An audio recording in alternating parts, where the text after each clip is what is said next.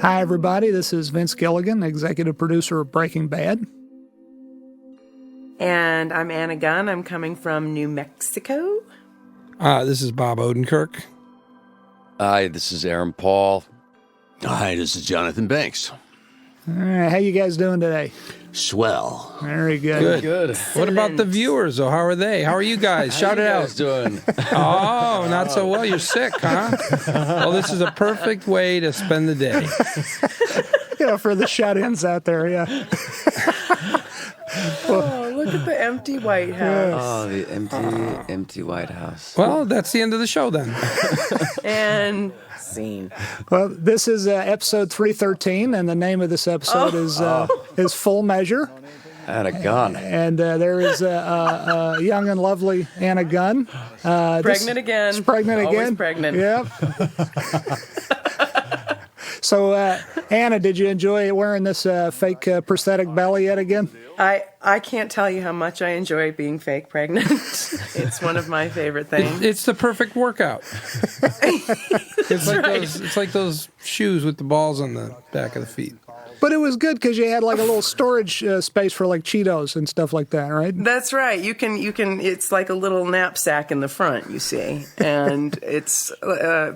Bryan says it's smelly baby though because it's made out of latex and it does emit quite a unpleasant odor. Didn't you attack the prosthetic belly the first go around?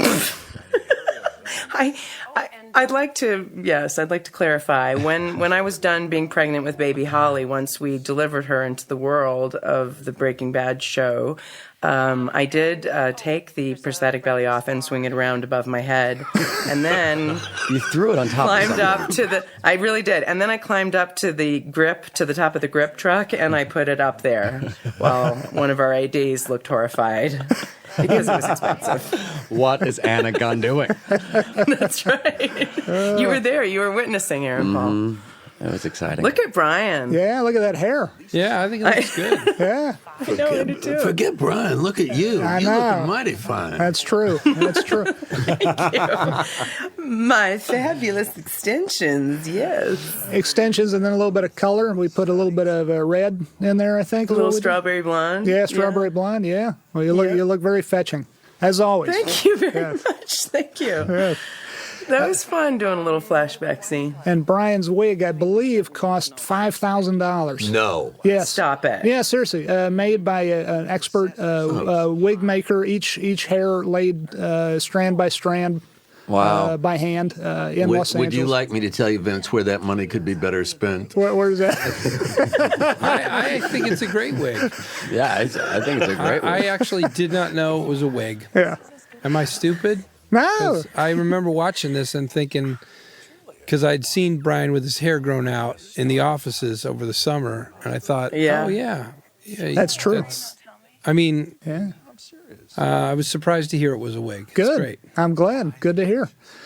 And of course, this is 17 years ago, and unfortunately, a scene coming up here is cut for time. But I'll tell you guys now, the next scene after this, and still in the teaser, was our young, happily married couple going outside and getting into, lo and behold, a Porsche 911 convertible. Yeah, that was a Really? sweet ride. Back when they had money, a little extra money. Back when Walt was a little bit flush. Yeah. Yeah. That's right. That car was beautiful, wasn't it, Vince? It was a nice car. It was a beautiful car that a local Albuquerque owner graciously rented to us. But that scene had to be cut for time, unfortunately. All these episodes have to come in at exactly 47 minutes and blah, blah seconds, and sometimes they go a little long. And that was an unfortunate victim of over-length. So here we are out in the prairie that is behind Q Studios. There are certain angles, if you turn the camera certain directions, you would see the actual soundstage buildings that we shoot in. So all this wonderful middle of nowhere look is achieved practically within walking distance of our sound stages on the south end of Albuquerque, not far from the airport. Which are in the middle of nowhere. Which are admittedly in the middle of nowhere. Yes. They really are. Yes. But I love flying over the city sometimes and looking down and going, that's where we work. Yeah. Well, this whole area must be like what Valencia looked like, 25 years ago before they built all the tract homes and whatnot up there. And right after the Ice Age, because the topography is totally different. Oh, yeah, there's that. Here comes the lovely Jonathan Banks here. Slowly about to make his appearance. That is some hot driving. You like that, baby? By the way, this was shot almost in absolute darkness. This shot of the car, it was right when the sun was about to go down at the end of this day. All this footage you're watching in this scene, this sequence was all shot in one day. And that last shot a minute ago of the car pulling up was the very last thing we got, because it was almost full dark right here. But our wonderful cinematographer Michael Slovis, as usual, did a great job. And look at what Slovis does with the beginning of this thing. It's just magnificent. Yeah. It is. I should mention I directed this one. Yes, you did. Yes. Oh, that. Yeah. Well, I sound like I'm speaking with some authority for once about what was going on in the set, because I'm usually not there. I'm usually in Burbank, California, but I was actually here for all of this. So it was I love nice this to shot have you coming back up. after. it was fun being back. It was the first time I directed in 2 years or more. That's right. Since the pilot. Yeah. Is that right? Yeah, and I feel like I had my ass handed to me, because I'd never done an hour of TV in 8 days that's before. Great. I love Look the at shot. that shot. That's a fun shot. Our wonderful camera operator, Andy, shot this with a Steadicam, and I think he fell into like a gopher hole at one point. No, seriously, his foot fell into. Did he really? Yeah, Oh, and no. that was we were afraid he had, very easy to break an ankle or something that way. But there was stuff out there, too, that would just reach up and bite you. There are burrs that are spiked incredibly. Yeah, it's true. Now let's just notice how good Jonathan Banks is in this Well, scene. and people are aware of that already. But I was going to say, it's amazing how much taller I am than he is, too. When you notice when I stand up, I cut a much finer image. It's true. Enough said. Dashing, I would say. Yeah. Said no half measures. Oh, wow. Funny how words can be so open to Yes. interpretation. I mean, it just gives me chills. Mesmerizing. Yeah, it is mesmerizing. Some people would call it soporific, but I prefer mesmerizing. Look at that. It's beautiful. Yeah, the skies are endless in the ABQ. If Yeah, we really panned a little left right there, you'd see Q Studios. Just a little left. Look, Jonathan, I saw you fall into a gopher hole a little bit right there. no, Did you didn't. No. Okay, never mind. Wow, look Sorry. at that. I didn't mean to point that out. I did it to make him look good, that's all. And of course, here we see Giancarlo Esposito. Was it, hey, Jonathan, I'm sorry to interrupt, but No. was it freezing that day? Because what was this, January? No, not at this point. Not right at this moment. It wasn't. We're gonna get into the freezing scene in a little while. Yes, that's true. It was, you know what it is? It's one of those days, Anna, where you get out there and you're out there for a half hour or so and you're thinking, man, this is pretty pleasant. But when you're out there for like 14 hours, you're like, oh my God, I'm freezing. Yeah. It was probably in the high 40s. Ooh. Like that, yeah. But Giancarlo here and Jeremiah Betsy, our other member of our little group here, who's behind the driver's seat there in the vehicle, plays Victor. That's right. He couldn't. He was angry because those two dealers of yours had just murdered an 11-year-old. I remember doing the first scene that we all had in the hospital with Hank. It was the first time I'd seen Giancarlo. That Skylar and Gus were in the same place. Mm-hmm. And the way he holds I love his physicality that he uses. The physicality of this character. Yeah. He's very still. I love that little look there from Jonathan. I would never ask you that. These guys are so. all you guys. My hat is off to all you actors. We have the best, ensemble of actors. I'm biased, but my honest opinion is we got the best ensemble of any show ever. You guys are so damn good, and you guys, all of you, can do so much with a look, with a silent look, that it's a pleasure to actually cut dialogue as a writer, knowing full well that we don't need it very often. You guys can say something with a look instead of a bunch of words. I totally agree with you. Yeah. Thank you. The actor's greatest tool is a thumbs up and a wink. You can get a lot done with that. That's Stanislavski, by the way. Is that true? Yeah. Yeah, it is. If your character feels good, give a thumbs up. If you're sad, blow your nose. It's just subtle Put the moves like dialogue that. aside. Subtle Put the moves like dialogue that. aside. If you're elated, do a jig. Dance a little jig in place. Yeah. Okay, if It the shows shot's a the little tight, audience knows That's good. they can tell. They don't need dialogue. or maybe just jump up, and kick your heels. If a jig would be too much. That was Fred Stanislavski, right? Yes. Right.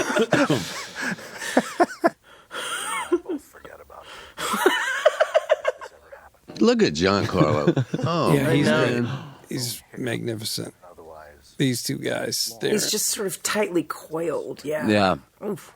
they're going to start a fire in the desert with their intensity. They should just kiss. They should just Giancarlo's so ripped.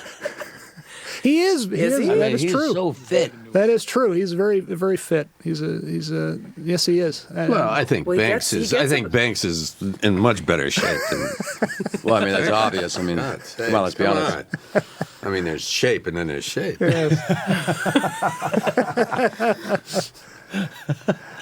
Now, you guys are so good here.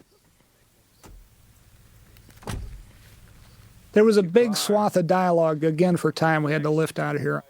Yeah. But in hindsight, I don't really miss it.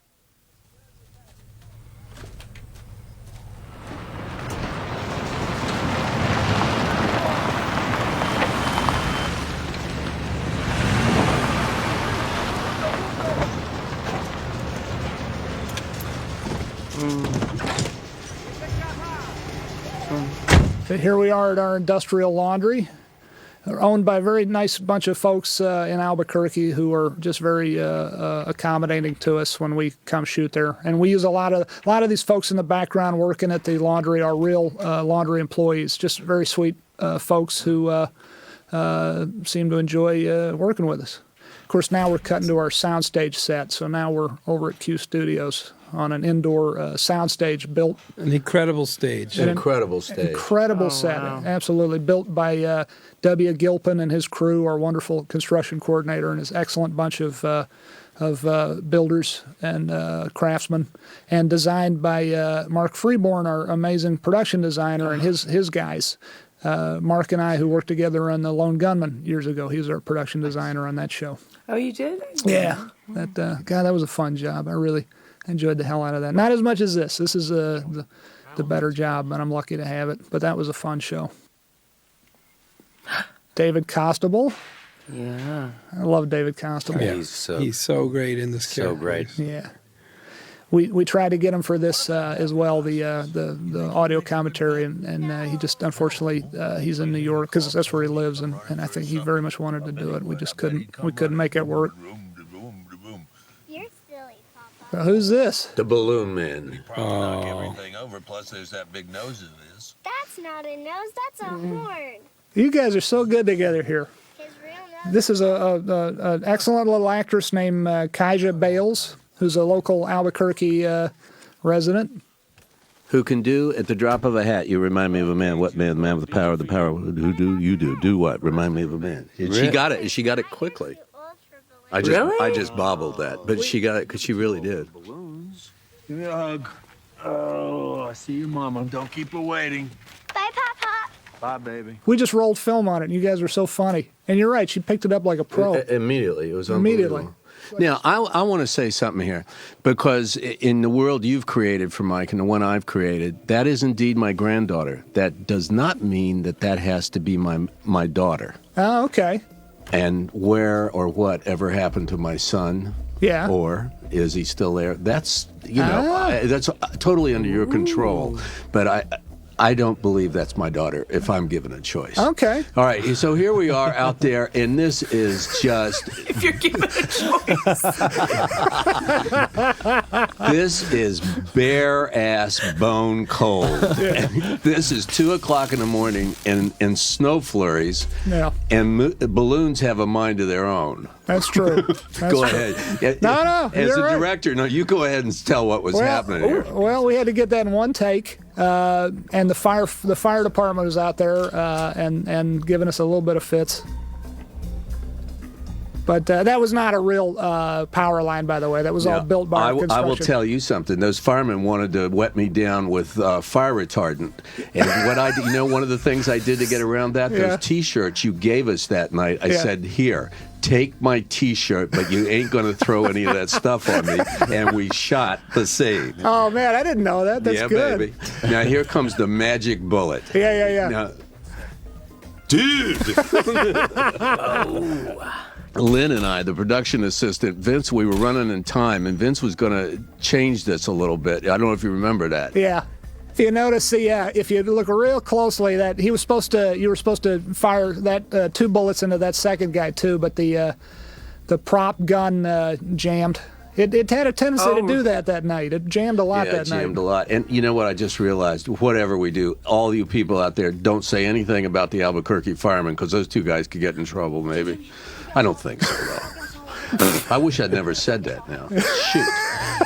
You can take it back. I take it back. It's all a lie. I disavow anything I just said. No, it's fine, because I talked to those gentlemen as well, and they were not. They were definitely not bribed. They appreciated. They would not bribe. No, they not bribe. They definitely appreciated the T-shirt, but they made an honest call, and I think they realized it was hovering about 6 degrees above absolute zero, and it was no chance anything was going to catch on fire that night.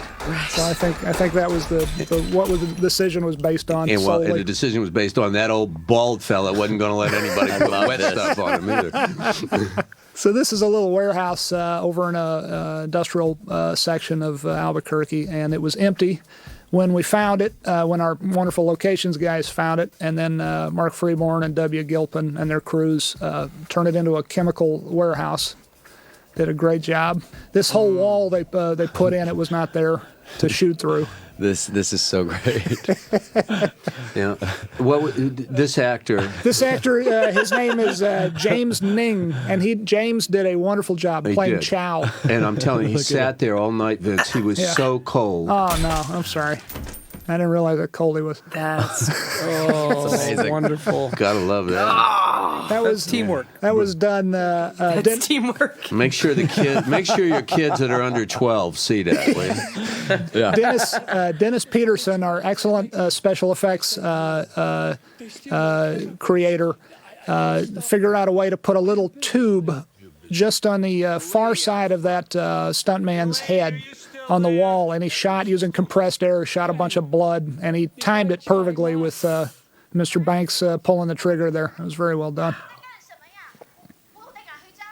I love that music was just playing too. That was the throat singers, right? There is, I believe, some throat singing in it, but that's the Beastie Boys. Oh, that was awesome. Yeah, that cool. No, but Mickey Raphael is anyway great harp player. Right. As soon as he heard it, he said, "Oh no, those are throat singers." Yeah, there is some throat singing. I think they either sampled it in or they hired him to be a part of the song. But yeah, great. I love that song. It's awesome. You're right. That is throat singing. Yeah. Why are you being so mean to poor James? Because he complained he was cold once too often. Yes, that's it. I've had enough. I love that. She's going to need her shoe. He comes back. Oh, this was fun. It was just fun. That was funny.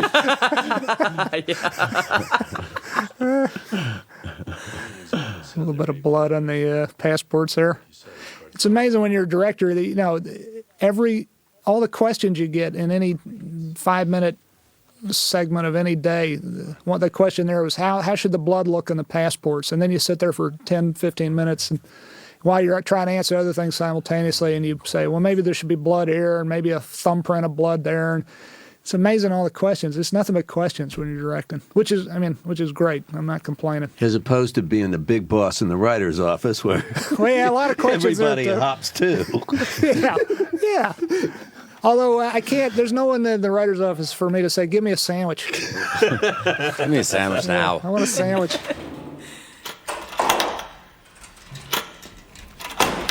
Vince, how technically, I mean, you do a lot of technical work on stuff like cooking meth, right? Yeah. So if you were to build this lab, everything has a purpose, right? Yes, good question, Bob. Mark Freeborn, our production designer, did a great deal of research, and we've also had help over the seasons from a wonderful DEA chemist based out of Dallas, who is just an expert chemist and who works, at the DEA helping to fight crime, and he and the DEA in general have been wonderfully helpful to us. And also, there's a chemist named Dr. Donna Nelson in Oklahoma, who's also very helpful to us with our chemistry questions. And so, short answer, yeah, everything in here has a purpose, and you probably could cook meth in this place, which I keep thinking would be a good way to defray some of our production costs.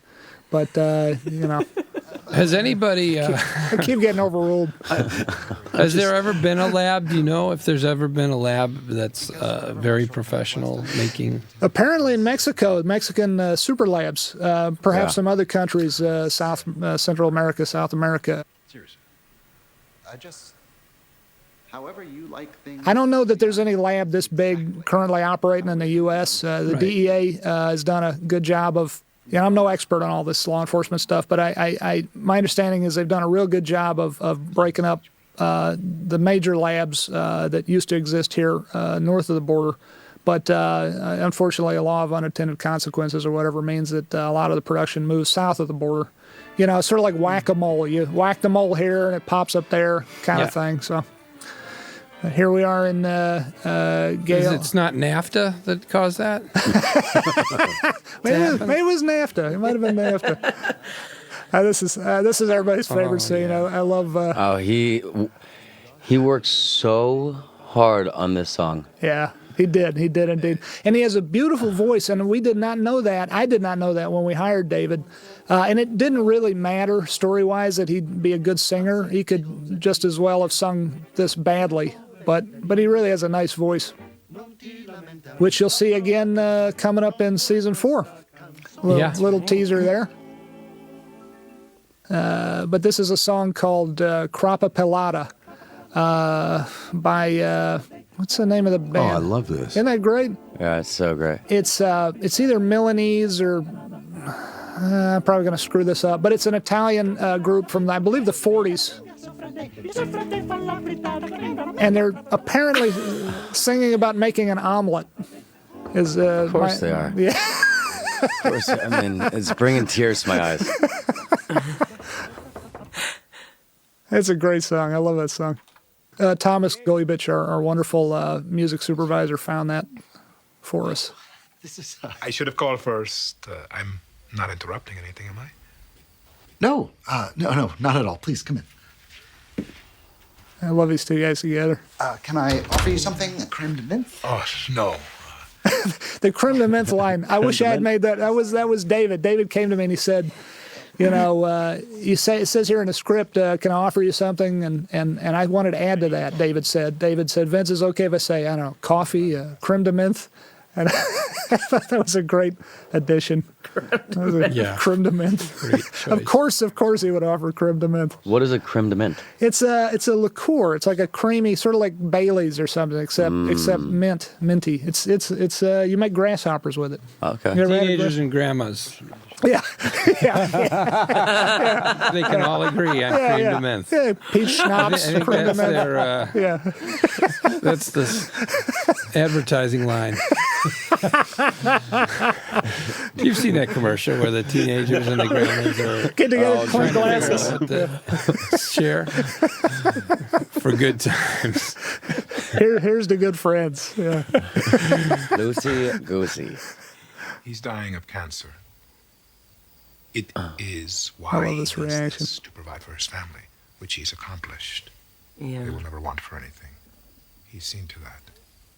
This is a fun one. This whole episode was fun to direct, except for the part of me feeling like I had my ass handed to me because it is so hard to direct an episode in 8 days. I'd never done it before. Because the pilot was 15 pilot days. was 16 Or ultimately. 16 days. 15 and a half, 16, something like that. And double the amount of time that all of our directors get for every subsequent episode after the pilot. And of course, this was the first time I myself, and I'd be calling up saying, "Why didn't you get this? Why didn't you get that?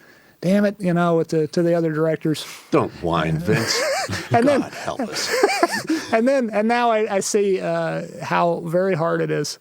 That I don't usually do that, but sometimes I'm thinking it. But now I realize that Jesus Christ, it's amazing. I'm anything is- stunned that you can shoot these in 8 days. Yeah. When I watch them, I'm always thinking, when did they have time to shoot that? Yeah. I mean, you look at the scene and all the dialogue, and you're going to want to get a couple angles on all this, and then you see there's extra. Yeah. There's just more. And how do the directors plan that stuff out? I mean, how much of that is done on the set? It's as much as possible planned in advance. Prior planning prevents poor performance, is the old saying I remember from Boy Scouts. Or in a lot of ways, I also notice and appreciate all the choices, the angles. You know, look at this angle. I mean, you wouldn't see this in a lot of shows. This is a little bit off. We're able to do it solely because Michael Slovis and his crew are able to move so fast and do such a great job. I give all the credit to them. And Michael is the only one that is there all the time. That's true. To see the look. Yeah. That's true, absolutely. Right. Oh, I should say before we get out of the scene, if you look in the wide shots on the wall behind Gus is a bunch of photos, and they're ostensibly photos of Gale, on top of a mountain and that kind of stuff. Most of the photos are actually of Doug McLaren, who is Michelle McLaren, our wonderful executive producer. Her brother, Doug, is an ICM agent, and he's also been to the top of Mount Everest. And those are actually photos of him on the summit of Everest. Wow. Which is cool. Really? Yeah. I did not know that. That's amazing. He's been there. It's very impressive. Yeah.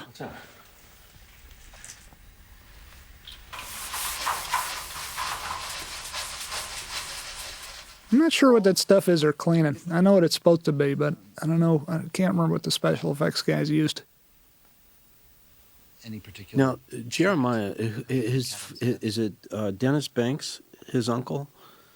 No, it's pretty. It's one of the I'll show you when we get there. American Indian activist leaders. Russell? is- Russell Oh, Banks? really? Yeah. Russell Banks. Is Really? it Russell Banks? Yeah. Is he related to you? No. Russell Banks? You're saying that actor there? Yeah, is Jeremiah. Yeah, he is. Do I have the name related? right? Show's Russell? starting. Okay, there you go. Oh, the show's Oh, here we- probably what we've waited Ti- for. That Time was to, the prelude. Now the show starts. time to come back from the bathroom. You've made your sandwich. Now come and settle in. And let's talk about the fabulous leg shifter. The Chi machine. The Chi machine. Is that what it is? The Chi machine. Vince Gilligan absolutely believes in it. He's sold on it. Right, Vince? This is a machine that John Scheiben, who I used to work with on the X-Files, gave me as a present one time years ago. And you put your feet on it, and it shakes you back and forth, and it looks dumb as hell.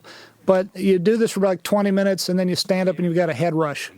It kind of straightens your back out. Yeah, it kind of loosens you up down there. You know that last thing that they do when you give them a massage where they take your legs and shake them and pull them?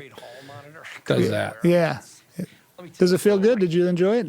Yeah, it is true that you kind of got to do it for a while. The more you do it, the more you feel it.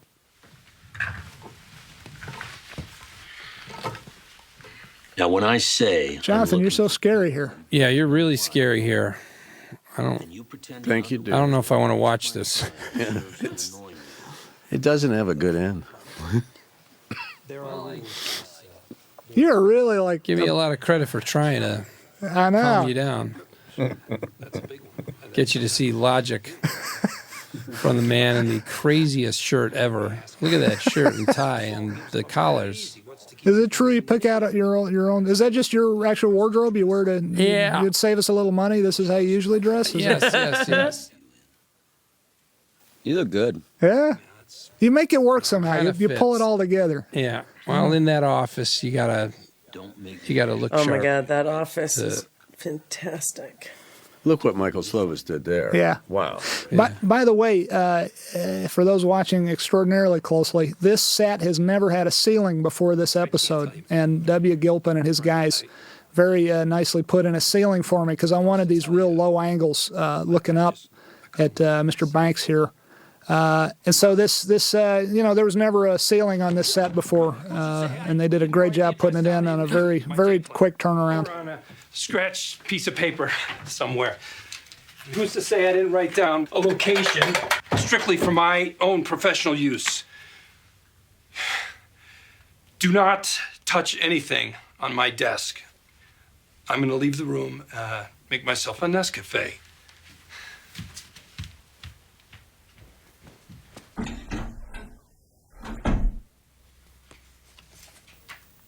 That's my handwriting, actually. Yeah, it is. Yeah.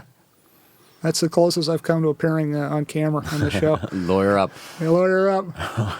That was a fun shot to get. Great license plate.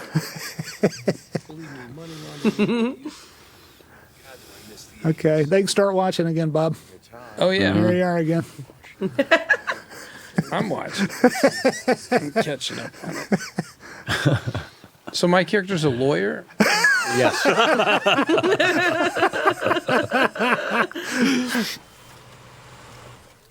This is a real. It is not closed down in real life. You can go, and I would suggest you go to this place. It's a laser tag place. Yeah, if you're in Albuquerque, head right for this. It's with your cream de mint, and your With your teenagers and your grandmas. Though, because of the for lease sign, they wanted a little extra. No, they were very sweet, very good folks, and it really is a very nice place, and they got a lot of fun stuff. And yeah, it was really fun. And they didn't take any bribes. Kids, you got to bring them over there. Look at the snow on the mountains. Yeah. Yeah, it was snowing a little bit that day, I think. This is where Look at this. All the those actual machines show all starts work. to get really Yeah. exciting. Yeah, if you go to the real place, they'll probably take the plastic off for you and let you play something. Actually, obviously, the plastic is not there. You know, every time we would start to shoot again, they'd turn these lights back on all the machines, and they would spit out like 1 or 2 tickets. That's remember? right. That's right. And so by the end of the day, the entire floor was just like littered with tickets. That's right. We really shouldn't talk over this performance. You can. I'm loud enough. I'm shouting over No, you. look at how. Bob did Bob, you as always. This is an excellent. Wow. It was great. It was great seeing Saul actually get real serious here for a minute. I think it's the first time Saul's scared. Yes, absolutely like, true. His whole thing is everything is arm's length from him. He's just on. You can't connect the dots to him. Nobody can, and now it's connected to him. But Yes. finally, finally, Jesse's on the show. Thank you. Yeah, welcome to the party here. The You're Emmy right. the Emmy award winning. Yes, and well deserved too. I love you guys. Dude. That's so great. But excellent job, Bob. Oh, thank you, Just man. Really, Thanks. Hey, actually, you were scared one other time when we first met you. When we first met. Right. And Well, that yes, scene, though, was so brilliant, and you had to learn Spanish. Well, I had to phonetically. I had to learn some syllables. Yeah. Well, you were great. But thanks, man. That was so much fun, that scene, and this one too. You're scared of someone, And then that's- you guys are amazing here. Oh yeah. Getting very, very serious. Yeah, you're not in this episode a whole lot, Aaron, but you make it count when you're on screen here, definitely. Look As at those. Look at always. those lights. It's awesome. I know the lights are just that's the. That was so much of that was practical. That was the actual. I'm trying to remember. was? Yeah, it was. It's the actual lights you're seeing in the background. It's so much of Michael Slovis's brilliance is that he knows when to let the actual practical stuff going on around him do the work for him. And Steve Latecki. All the shit you could tell him, federal witness protection, that's a good deal. As for me, I'll hit the road, I mean, I'll make it. Steve, who's Michael's right-hand man with the lighting, Steve and Michael, just really, they're just, they pull it off. They never overdo anything. They just, they know exactly, they're old pros, both of them. They know what to do. And Steve is so silent on that set as he walks around. It's amazing. And this is an amazing scene. I wish everyone would shut up. Okay, well, then I'll definitely talk if that's your way. I can see to that. If I'm the... You had your 8 days. You pleased with your episode? Yes, I'm very pleased with it. I think I could have done a better job, but I love what everybody, everybody pulled me through it. Mr. White. The very first scene, the very first day of shooting this episode was a scene that is not even in the episode, but it's a scene with Anna and RJ and Bryan. And unfortunately, I had to go as well for time. But that first morning of that first day doing this episode, I was, the first hour or two, I was like, I don't know what I'm doing. I've literally... Well, it was also... Yeah, go ahead. It was also because the baby was... you had to deal with the baby, and the baby was unhappy that day. She was supposed to be sleeping, wasn't she? Oh, that? Yeah. Well, that scene is still. I don't know if we had the baby. Do we have the baby in the? There's the deleted scene where you guys were talking about how Dad used to have a Porsche. Mm-hmm. Remember that scene? Oh yeah. Yeah. That scene is deleted, and it's. But the first 2 hours or so, I was just like, I don't know what the hell I'm doing. This is not like riding a bicycle. I've forgotten everything, every little thing, which I knew so little to begin with. I've forgotten everything I knew about directing. But you guys pulled me through it. Wow. And so I am very, Jonathan, yes, I'm very proud of this episode. Comes down to I mean, look at the performances you got out of all of us. You guys you do your thing. I just, I'm like, maybe stand here, you think? And you guys are like, okay. And then you just do it. No, I go have a sandwich. That someone made for you. There is something to be said for not getting in the way of, if it ain't broke, don't fix it.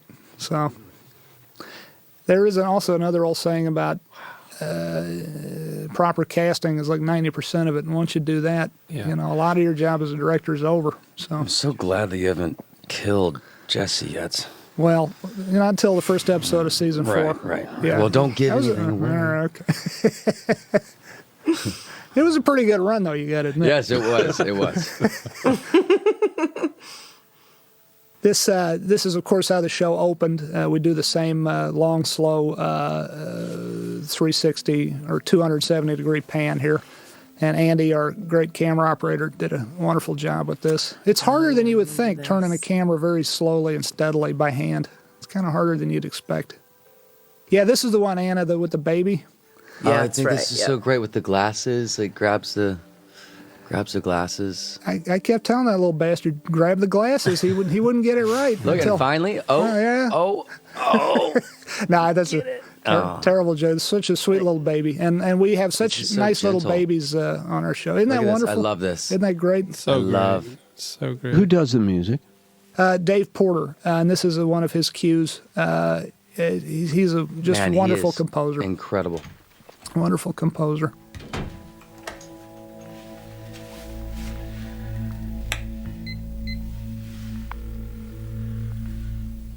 That little baby was so cute. Mm-hmm. Yeah, that was a great scene. That was a great moment. How'd you get that to happen twice? Close up in the woods? No, that was, thank God we were running two cameras because the baby only did it once. And obviously it was I'd love to take credit for it, but it was a complete fluke and lucky to have it. We have lots of babies because I think their actual time that they can be on set is, 12 minutes or something? It's very short. So you will see if you're visiting our set on a day we're having the baby, and you'll see actually 4 or 5 babies sometimes, and we'll swap them out from one take to the next sometimes. And luckily, no one seems to notice. But we've had many. We've never had. I don't know that we've ever had the same baby twice. I wonder when that 12-minute rule took effect, because it wasn't that long ago that it was not good, the amount of hours that... Yeah. A child spit on a set. It is a good rule, obviously. It's a great rule. It's a great rule, yeah. And everyone, I mean, you should see the effect the babies have on this. It's really sweet. Everyone gets, oh, when she brought in. And there's no bell ringing. We go into baby stealth mode. Yeah, baby stealth mode. That's right.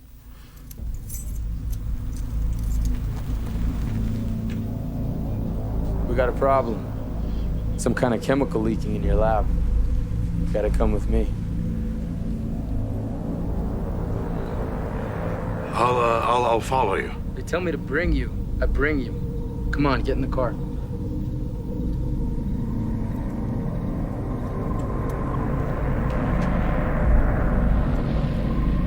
God, it was cold this night. Jonathan, you're lucky you weren't here this night. Vince, I was at 2 o'clock in the morning and it was snowing with the balloons. How much colder could it have been? You don't like cold weather. Here we are at the laundry again.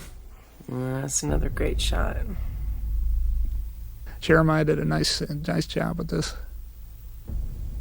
And again, Dave Porter music playing here. Yeah. Dave Porter's score. Wonderful score. You just feel the tension. Yes. It's amazing how much music adds. It's incalculable how much music adds to a movie or it's a TV show. It's so many elements come into play. Yes. Of course, now that's the actual sound, I believe, of the machine here. And there's Mr. Banks. I love this scene coming up here. You guys did such a great job with this. I don't know if it's a barrel leak or what, but you got something mighty stinky down there. What were you thinking this night, Jonathan? Did he look taller than me? No. What was I thinking this night? I don't know. I don't know. This machine, by the way, we did not build this thing to tilt. Anyone who's ever been to one of these industrial laundries knows that the load inside this thing, the maximum load inside this washing machine, and that's what this is. It's like a washing machine in your house, except like 1,000,000 times bigger. And the load is 500 pounds that it'll take, and therefore the machine has to tilt on hydraulics so that the operator can actually pull the wet 500 pounds of laundry out into a cart. So we just use what was there, and we pretend there's stairs below it, but there's actually nothing below it. There's no stairs or anything underneath this thing, but that is, imagination-wise, that's the entrance to our super lab. You know, when you said, what are you thinking? I do know that Mike, in this case, He's in town, all right? I am sorry that I'm going to kill him. Absolutely. You can tell that. You can tell it in your performance, in your face. It's you did such a great You're job. just taking orders. And Bryan obviously did a fantastic job as always. Just both you guys together. Give me an address. I don't know. He moves around, but if you let me call him. No, please. No, just. I love that, and I love that moment. That's a good cut, too. Just my phone. I'll call him, and I'll have him meet me. This episode was edited by 2 editors, Skip McDonald and Kelly Dixon, our two wonderful editors. They split their duties on this one, split them in half, and they both did, as always, a wonderful job. And, this, people listening to this, the sophistication, even if you're listening to the commentaries on these, that the number of people it takes to make this good. Yeah.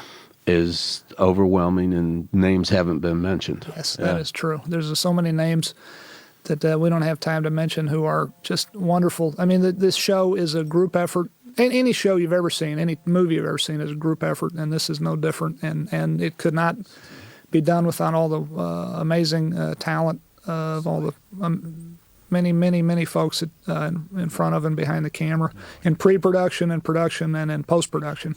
Yeah. It was a big deal keeping the light on this thing, wasn't it? You remember that? Yeah, the spaceship. No, actually not the spaceship. Your cell phone. Oh. Prop guy had a hard time making sure the light stayed on. Little details like that. It's weird.